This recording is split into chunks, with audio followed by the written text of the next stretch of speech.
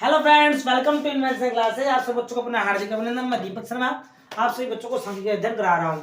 तो आज तक आप सभी बच्चों ने पूर्व वाले क्लास के अंदर आकलन विधि के बारे में अध्ययन किया था कि आकलन विधि के द्वारा किस प्रकार समांतर माध्य ज्ञात किया जाता है। शायद आप सभी विद्यार्थियों को मैंने ये तरीका बता दिया था, मेथड या स्टेप बता दिए थे कि किस स्टेपों के द्वारा, किस स्टेपों के माध्यम से आप समांतर माध्य परिकल्पना कर सकते हो। पूर्व वाले क्लास में एग्जाम्पल इसलिए नहीं समझाया गया था ताकि कि वह एग्जाम थोड़ा काफी बड़ा था, लेंथी था, समझ में नहीं आता, इसलिए आपको नई क्लास के द्वारा उस एग्जाम्पल को समझाया जा रहा है। ठीक है बच्चों, आज हम आकलन रीति के माध्यम समांतर माध्य के बारे में पढ़े रहे हैं। समांतर माध्य के अंतर्गत आकलन रीति या योग रीति, जो हमारी चतुष्फलक श्रेणी के अंतर्गत चौथी रीति बताई गई है, 4th नंबर की, जिसका नाम है आकलन रीति। क्या है? आकलन रीति। आकलन रीति को योग रीति भी कहा जाता है, इसको योग रीति भी कहा जाता है। तो आकलन रीति के माध्यम से किस प्रकार से समांतर माध्य गणना की जाती है, उसी बिंदु के बारे में तथ्यों के बारे में समझाया जाएगा। तो सही विद्यार्थी तैयार रहिए, कॉपी पेन ले लेना, समझ लेना, लिख लेना, नोट करते रहना। आज इस क्लास के अंतर्गत समांतर माध्य के संपूर्ण बिंदुओं को समावेशित करते हुए बताया जाएगा। किस प्रकार से मिड वैल्यू ज्ञात की जाती है सतत श्रेणी के अंतर्गत, किस प्रकार से मध्य मूल्य ज्ञात किए जाएंगे, किस प्रकार से समांतर माध्य ज्ञात किया जाएगा, और भी बहुत सारे तथ्य, किस प्रकार से कौन से सूत्र के द्वारा किस तरीके से सभी बिंदुओं को स्पष्ट किया जाएगा। तो तब तक के लिए हमारे चैनल को लाइक कर दीजिएगा, सब्सक्राइब कर दीजिएगा, शेयर कीजिएगा। ठीक है बच्चों, पुनः हमारे बिंदु पर चलते हैं। आकलन रीति उदाहरण में हमारे पास क्या एग्जाम्पल दिया हुआ है, एग्जाम्पल लिख लीजिए। निम्नलिखित समंकों से उदाहरण, एग्जाम्पल,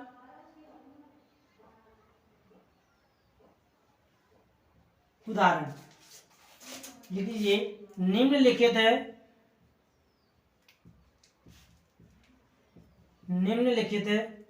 समंकों से योग रीति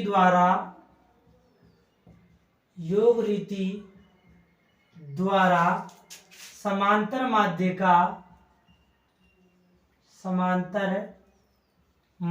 का परिकलन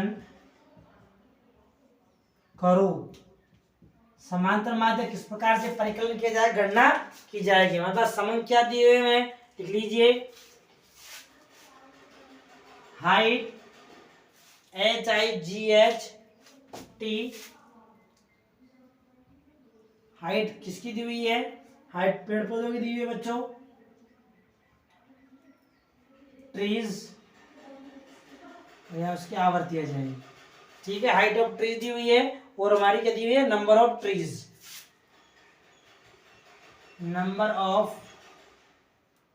ट्रीज। यहां तक किसी विद्यार्थी को कुछ पूछना है तो वह स्वतंत्र रूप से पूछ सकता है। नंबर ऑफ ट्री दिया हुआ है 0 से 7, 7 से 14, 14 से 21, 21 से 28, 28 से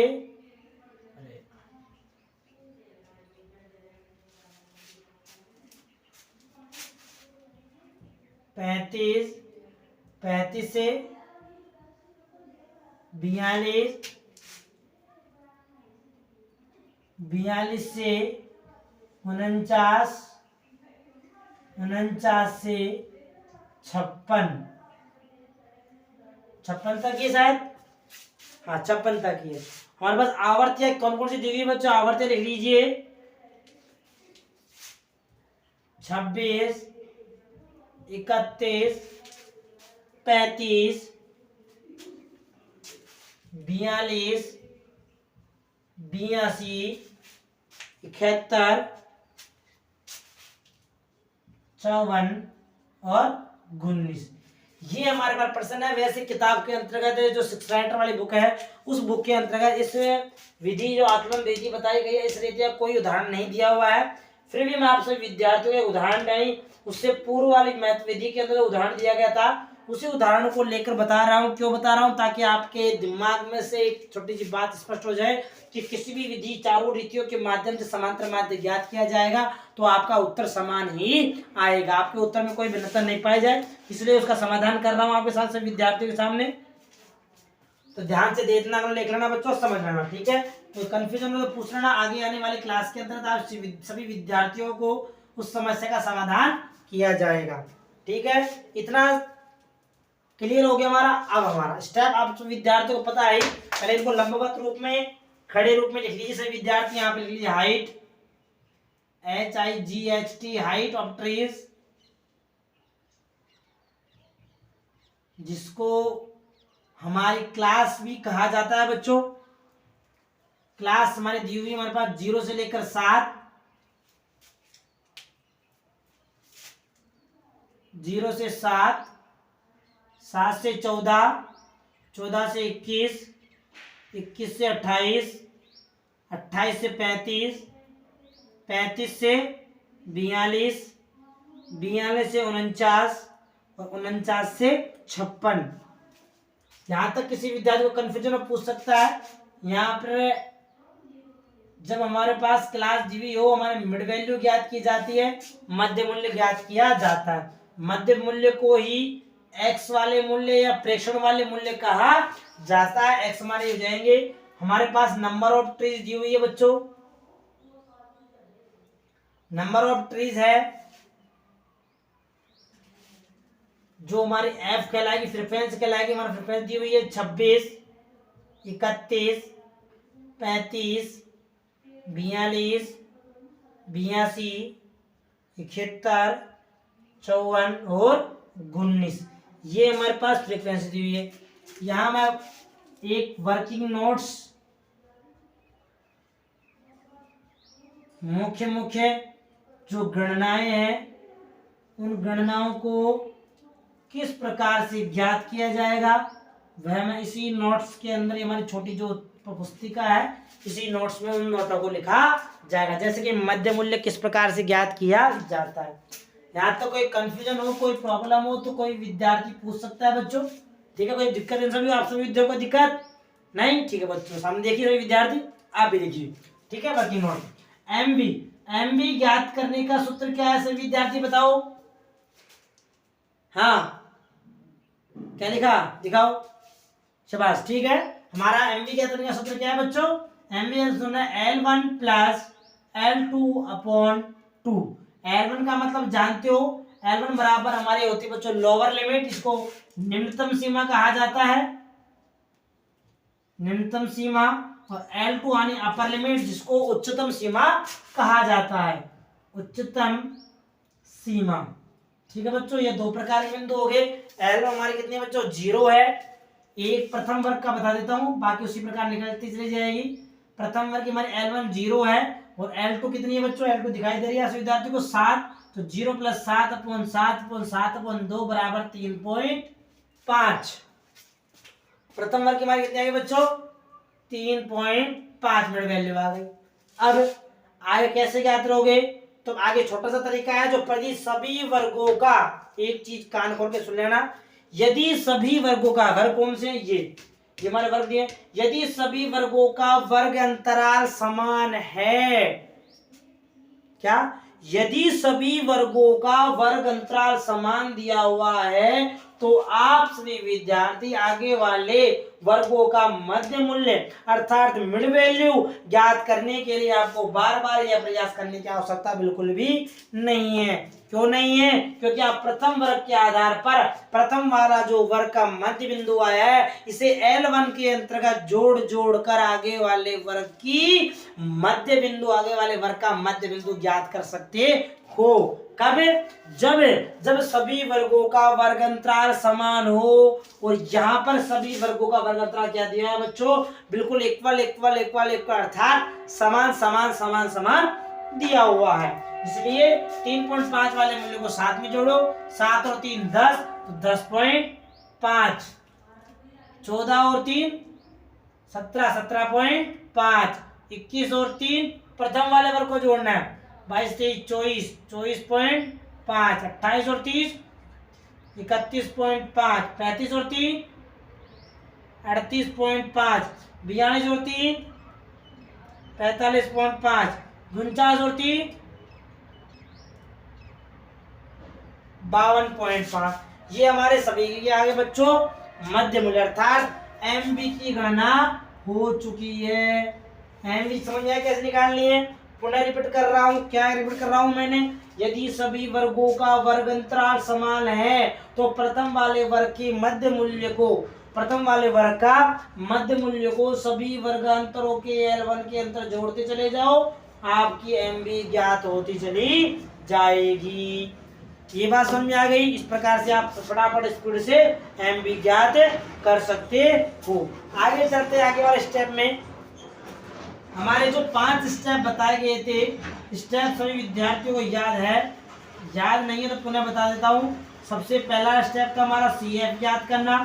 सेकंड जो स्टेप था हमारा सिग्मा CF ज्ञात करना।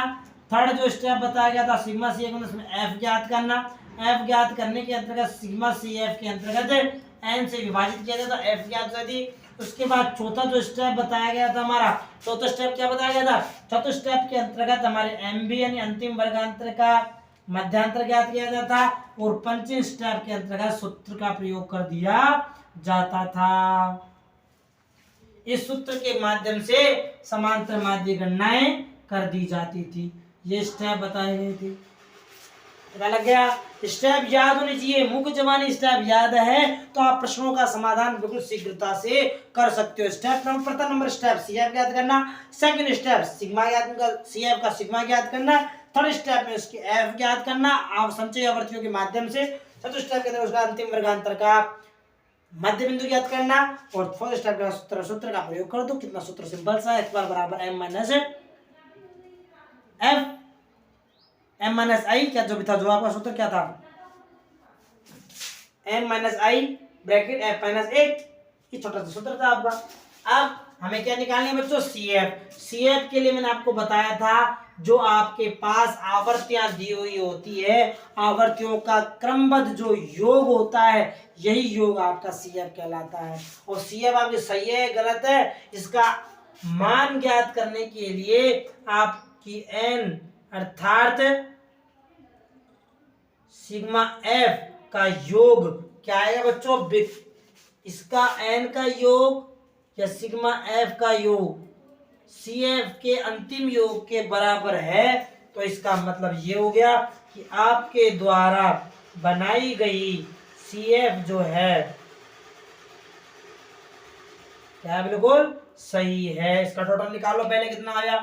6 5 11 12 12 तो 14 14 16 17 18 19 20 21 21 और 10 31 31 में कम करो वापिस, 10 जोड़े हमने तो 30 30 के शून्य से लगे 3 3 2 5 8 9 10 11 11 और 4 16 16 तो 16 और 8 32 16 और 8 22 22 और 7 29 29 से 30 30 और 5 35 36 360।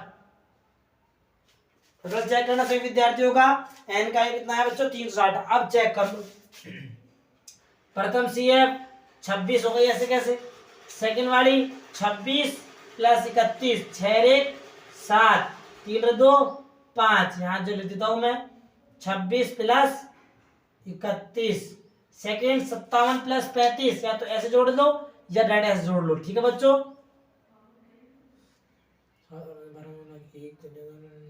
92 57 प्लस 35 बराबर 92। लिख लिया सभी विद्यार्थियों ने? फिर जोड़ ले यहाँ पर 92 प्लस 42 2 2 4 134। इसी प्रकार ये निकाल लो 4 2 6 यानी 134 प्लस 82 4 2 6 8 9 10 11 216 216 प्लस 71 कितना हुआ? जोड़ लो 6 1 7 7 1 8 और 2 का 287 प्लस 4 287 प्लस 54 8 9 और 9 10 11 12 13 14 15 16 1 और 1 341 और 19 यही आना चाहिए, देख लेना बच्चों। 360 आया। तो इसका मतलब ये वाला योग और ये वाला योग दोनों का योग बराबर आया है, अर्थात एन एफ का टोटल योग और आवर्तियों का अंतिम योग बराबर आ रहा है। तो इसका मतलब आपके द्वारा बनाई गई जो सी एफ है, अर्थात कम्युलेटिव जो फ्रीक्वेंसी है, अर्थात जो आपकी संचयी आवर्तियां हैं, वो बिल्कुल क्या है बच्चों, बिल्कुल सही है, उनमें किसी प्रकार की गलती नहीं पाई गई है। अब हमें सूत्र लिख लो। सूत्र लिखने क्यों लिखा जाता है, गणना करने के लिए सूत्रानुसार। सूत्र हमारा क्या है, सूत्र हमारा x बार बराबर m माइनस आई ब्रैकेट f माइनस 1। हमें ये चीज चाहिए, कौन कौन सी, x बार में ज्ञात करना है, m चाहिए, i चाहिए, f चाहिए और 1 चाहिए। इन चीजों का ध्यान रखना है। x बार क्या है वो लिख लो, हमें सिग्मा f निकालना पड़ेगा, ये भी निकाल लो, इसका भी आवश्यकता पड़ेगी। सिग्मा सी एफ कितना है, निकालो, जोड़ लो, इसका कितना आया, 26 57 92 134 216 287 343 360, कितना आ रहा है, टोटल करो इसको, लगभग 1513 आ रहा है। तो गलती चेक कर लेना मुझे, ठीक है। एक्स बार एम का मूल्य हमें निकालना पड़ेगा। एम हमारा क्या है ये तो पता है ही सभी विद्यार्थियों को। एम का मतलब क्या है, अंतिम वर्गांतर का मध्य मूल्य, बहुत अच्छी बात, लिख लीजिए, अंतिम वर्गांतर का मध्य मूल्य। अंतिम वर्गांतर कितना है, 49 से 56, 49 to 56। इनका मध्य मूल्य निकालो। मध्य मूल्य निकालने का सूत्र क्या है, L1 प्लस L2 अपॉन 2, ये पता है सही विद्यार्थियों को। L1 कितनी आई, 49, L2 कितना है 56 अपॉन 2 बराबर 52.5। जो हमारे पास प्रश्न में जब समाधान किया था तो हमने लिख लिया था 52.5। तो हमारा m तो ज्ञात करना है, m हमारा क्या आ गया बच्चों, 52.5। यहाँ तो कोई दिक्कत नहीं। आई लिख लीजिए। आई का मतलब क्या होता है बच्चों, अंतराल। अब अंतराल किसका ज्ञात करना है, अंतिम वर्ग का। किसका बच्चों, अंतिम वर्ग का। अंतिम वर्ग कितना है, अंतिम वर्ग हमारे पास दिया हुआ है 49 से 56। अब 49 दिया हुआ है, हमारा अंतिम वर्ग अर्थात आई निकालने सूत्र क्या है, L2 माइनस L1। बहुत अच्छी बात, L2 माइनस L1। L2 हमारे पास कितनी है बच्चों, 56। तो 56 में से 49 कम कर दो, कितने बच्चे बच्चों, 7। तो 7 हमारे क्या हो गया, आई बराबर 7। अब निकालना है हमें एफ ज्ञात करना है, तो एफ भी निकाल लीजिए। एफ कैसे ज्ञात किया जाएगा, एफ देखो कहाँ लिखो, बताओ कहाँ लिखूं, ये पूरा प्रश्न यहाँ नीचे लिख देता हूँ सभी विद्यार्थियों को, दिखाई दे रहा है नीचे की तरफ, ठीक है, बहुत अच्छी बात, दिखाई दे रहा है तो कह देना। ये वर्किंग नोट्स में ये वाला एरिया भी वर्किंग नोट। हमें एफ ज्ञात करना है, एफ हमें चाहिए। एफ निकालने का सूत्र क्या है बच्चों, sigma C F upon N, या सिग्मा, सूत्र मुख्य जबानी याद करने जा। मुख्य जबानी कब याद होगा, जब आप प्रश्नों की बार बार प्रैक्टिस करोगे, तब जाकर आपको मुख्य जबानी प्रश्नों के जो सूत्र हैं समांतर माध्य ज्ञात करने के सभी रीति के द्वारा, तो यह आपको याद हो जाएंगे, ठीक है। Sigma C F upon N या sigma C F upon sigma F. Sigma C F हमने निकाल लिया, यहाँ पर कितना आया बच्चों, 1513। 1513 में किसका भाग देना है आप, एन कितना है 360, भाग 2 कितना आता है मुझे बताओ फटाफट, कितना आया, बताओ बताओ जल्दी बताओ, लगभग 4.20 हमारा एफ आ गया। तो यहां लिख लीजिए एफ बराबर 4.20, ये हमारा 7 है, आई एफ हमारा ये आ गया। एम हमने ज्ञात कर लिया, एक्स बार हमें ज्ञात करना है। अब सूत्र लिख दो, सूत्र में लिख दिया, सूत्र में मान को प्रतिस्थापित कर दो, अर्थात जो आपने सूत्र लिखा है उसमें जो जो मान आपने निकाले उनको स्थापित कर दो। तो x बार बराबर m कितना है बच्चों 52.5। यहाँ तो कोई कंफ्यूजन कोई बहुत अच्छी बात। नंबर 2 m माइनस कितना है i कितना आया 7, फिर छोटा ब्रैकेट, फिर कितना है f कितनी है बच्चों ये हमने अभी यहाँ f हमने ज्ञात किया, हमने यहाँ पर 4.20 माइनस 1 ब्रैकेट बंद। यहाँ तो कोई दिक्कत बहुत अच्छी बात। तो x बार बराबर कितना आया 52.5 माइनस 7 ब्रैकेट 4.20 में से 1 कम हुआ तो कितना बचा बच्चों 3.20। बहुत अच्छी बात। जब ब्रैकेट को खोला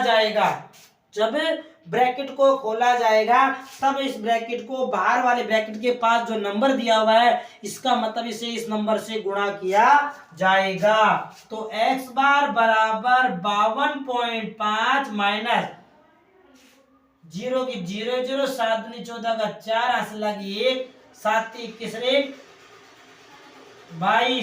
22.40। यहाँ तक किसी विद्यार्थी कोई दिक्कत हो कोई कंफ्यूजन हो कोई डाउट हो तो पूछ सकता है। समझ में आ रहा है एक एक उदाहरण एक एक बिंदु तो आप चैनल को सब्सक्राइब करना शेयर करना मत भूलिएगा बच्चों।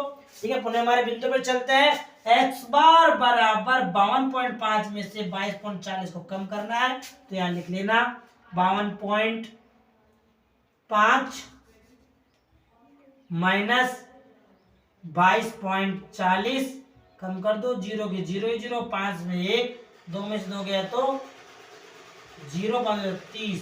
तो हमारा आ गया x बार बराबर 30.10 आंसर। समांतर माध्य हमारे बना चुका है, ये हमारा समांतर माध्य हो गया है। यहाँ किसी विद्यार्थी को कोई दिक्कत हो तो पूछ सकता है। ठीक है तो x बार कितना आया 30.10। समझ आ गया सभी विद्यार्थियों को कैसे आया हमारा x बार। इस प्रकार से हमने x बार की गणना की कर दी है। कोई डाउट नो डाउट बहुत अच्छी बात है। ऐसे इस प्रकार से काम करते रहो बहुत अच्छा रहेगा। लिया सभी विद्यार्थियों ने। पुनः बता देता हूं ये वर्किंग नोट्स। फर्स्ट हमारा वर्किंग नोट्स क्या था मिड वैल्यू का, मिड वैल्यू किस प्रकार से ज्ञात की। सेकंड वर्किंग नोट्स क्या था हमारा स्टेप। थर्ड बिंदु क्या था हमने किस प्रकार से मध्य m की अंतिम वाले m की गणना की। नंबर 4 चौथे बिंदु पे क्या था बच्चों इस प्रकार से हमने f की गणना की। ये 4 प्रकार के वर्किंग नोट से और अंतिम चरण पे सूत्र का हमने सूत्र लिख दिया और सूत्र के मूल्यों को प्रतिस्थापित करके समांतर माध्य ज्ञात कर लिया। अब ये आंसर देखो आपका 30.10 आपके 6th राइटर वाली बुक में पेज नंबर 9.10 उसके अंदर जो समांतर माध्य जो पद विचलन रीति द्वारा समांतर माध्य ज्ञात किया गया है उसके अंदर हमारा समांतर माध्य 30.08 कह दो या 30.1 कह दो बिल्कुल एग्जैक्ट आंसर आया है। समझ आ गई। इसका मतलब ये हुआ कि समांतर माध्य की गणना किसी भी रीति के द्वारा की जाएगी तो आपका जो उत्तर होगा वह आपका यही आएगा। इसमें किसी प्रकार की भिन्नता नहीं पाई जाएगी। आ गया ये हमारी आज की क्लास के अंदर आकलन रीति का समाप्त हो चुका है। ये टॉपिक खत्म। वैसे देखा जाए तो व्यवहार में इस रीति का प्रयोग नहीं किया जाता है। फिर ही मैंने आपको एक एग्जाम्पल के माध्यम से समझा दिया है। एक एग्जाम्पल समझ में नहीं आ रहा हो तो आप कमेंट की सहायता से हमें अवश्य बताइएगा सर हमें क्या चीज समझ में नहीं आई ताकि आगे आने वाली क्लास के अंदर आपको उस बिंदु के बारे में दोबारा पुनः समझा सकूं। ठीक है बच्चों मिलते हैं आगे आने वाली क्लास में। तब तक के लिए सभी विद्यार्थियों को बेस्ट ऑफ लक। समझते रहिए पढ़ते रहिए क्लासेस चैनल को देखते रहिए शेयर करते रहिए आगे बढ़ाते रहिए। ठीक है लिख लेना